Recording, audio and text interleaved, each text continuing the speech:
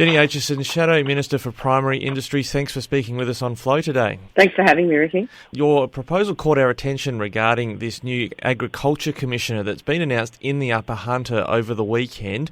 Tell us more about your visit there and why you're announcing this Commissioner. Yeah, so we spoke to some farmers up in the Upper Hunter on the weekend, and it was really good to hear from them and their enthusiastic response, I guess, to this proposed Agricultural Commissioner role.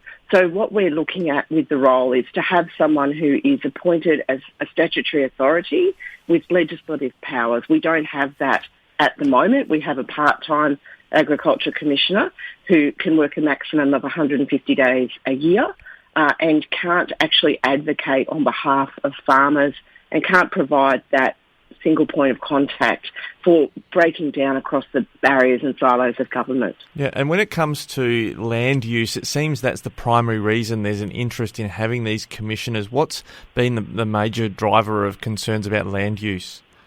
Look, there's actually a lot of issues with land conflict. In the Upper Hunter, you have quite a vast range of those. You have farmers talking to us. In fact, we had the farmer yesterday was speaking about electricity, power lines, going across their property, water pipes being installed in their property. There's the Hunter gas pipeline issue.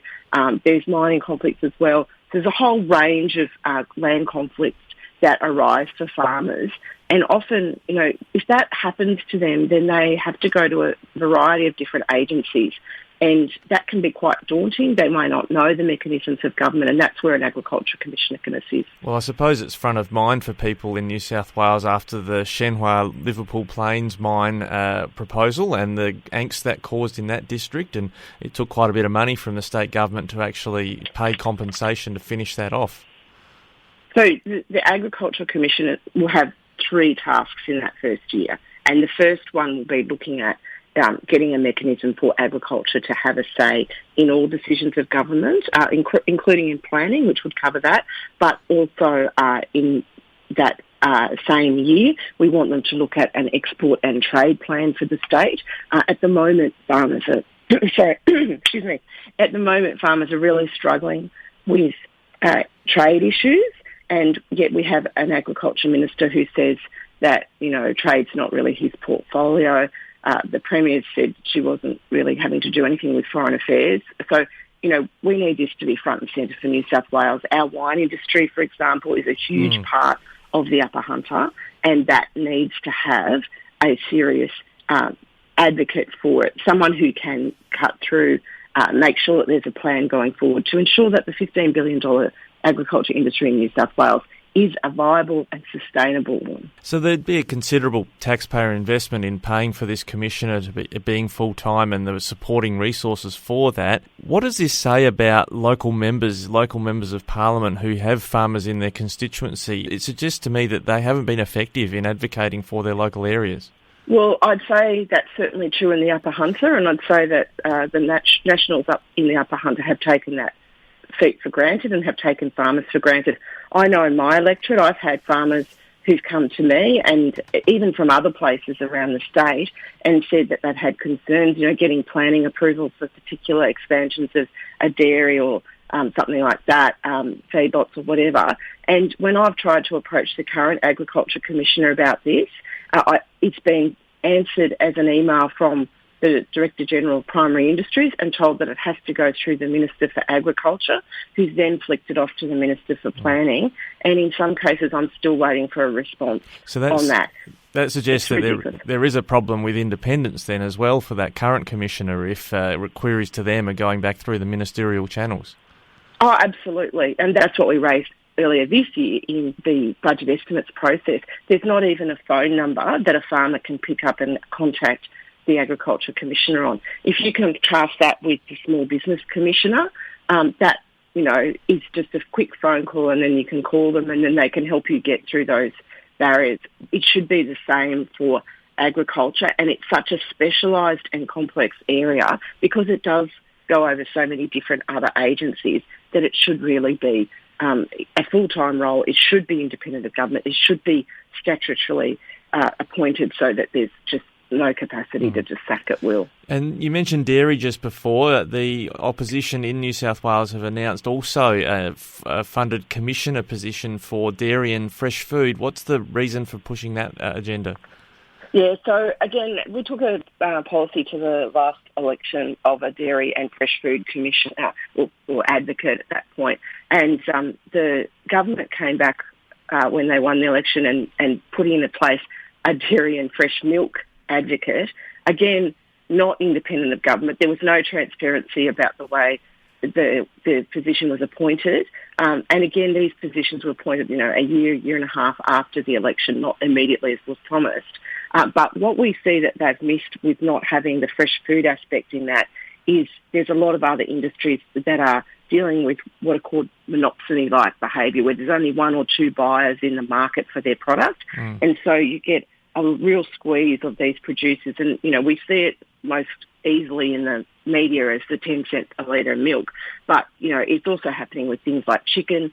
I used to buy chicken when I was a student for $10 a kilo, and I can still buy the same chicken in New South Wales for $10 a kilo. It hasn't changed, whereas we've seen other commodities go up. Yep. Even speaking to cattle producers, same issue. So we need that focus on fresh food. So when you said 10 cents a litre for milk, do you mean $1 a litre? Oh, sorry, $1 a litre. Yeah, sorry. Yes, $1 a litre. And sorry, what the farmers have been saying to us is 10 cents increase in that would make a huge difference to them, and trying to get that as a sort of standard long-term increase to just look at all of the issues in the pricing supply chain. And the other issue that I guess that dairy is very concerned with us is truth in labelling, so calling milk that comes from mammals milk and milk that doesn't come from mammals not milk. Because that's very confusing for people. They think they're getting something different. And also testing and calibration of equipment. So we know that things are difficult for farmers when the equipment that tests the milk fat, which is a major indicator of milk price, is not calibrated correctly. That has an impact on them as well. Yeah. So we're very concerned about that. When we'll share this interview with our broader network across Victoria, South Australia and New South Wales, because are you aware of a precedent for what you've called for in the last week, this Independent Commissioner on Dairy and Fresh Food and this Agriculture Commissioner? Would these be the first arrangements in the nation for those? We know we've got small business commissioners and the like, but are these sort of leading the nation, these proposals? Look, I and focus particularly in New South Wales on what we're doing here. To me, it's, obviously we've got in New South Wales a start, but it's not enough. I think that we do need to take the politics out of this. Farmers are, undergoing really big changes in the way that they do their work. Technology is having an impact. Also, there's a lot of interest in the work that they do. They're getting more impacted as we go to a global market for agricultural commodities. Even those in that fresh food space, for example, are becoming more susceptible to globalisation of their products. So I think we do need to do it. And, with the Dairy Commissioner, I think there's been some concern because, the ACCC should look at pricing and competition. But the reality is that New South Wales is one of only two states that actually has fresh milk as a major part of its agricultural commodities. And so it is a different issue. And I think we in New South Wales don't do as well as some of the other states in marketing our products as branded for New South Wales, and that's something that we want to address through these positions as well. Yeah, just on that, a last question just about trade. You mentioned the farmers' pressures when it comes to trade. You've mentioned wine and the Chinese tariffs that have been really difficult for wineries and grape growers in turn with their their farm gate prices. The New South Wales government did announce recently that it was doing a support package for finding new export markets. Do you feel that wasn't an adequate amount? Of assistance to there should be more assistance to find new markets for our wine? Look, the whole point of this is we should have a plan, and well before all of the current situation, I had farmers saying to me that they could land, for example, say beef, for exorbitant prices that they would never get in Australia in overseas ports but they couldn't actually get it through the channels to get it exported out of Australia. So there's that lack of knowledge for farmers who could be diversifying their markets themselves to actually get that knowledge of how it works and how they can get through the red tape even within Australia. And that was quite a shock to me because I, had come from the tourism sector before Parliament, and there'd been a lot of focus back, 10 years ago when I was working in tourism about getting product export ready. But it just seems like New South Wales just seems to have it as a set and forget policy and only respond when there's an issue. We need to have an export plan for our food and fibre that goes through and can actually diversify our international markets so that we do, reap the benefit of great times and can quickly pivot when things go, not to plan. Yes, it does seem what you're proposing here is an advocate in the form of an agriculture commissioner who would walk side by side with farmers, regardless of who's in government, and develop that expertise base for over the long term to help farmers not only find markets but find resolution for their problems when it comes to land use. Yeah. Absolutely. And I don't know, maybe I think in New South Wales we have an issue that, the government, they sacked the Land and Water Commissioner in, I think it was November 2019, and just it was overnight decision and just no sort of saying it.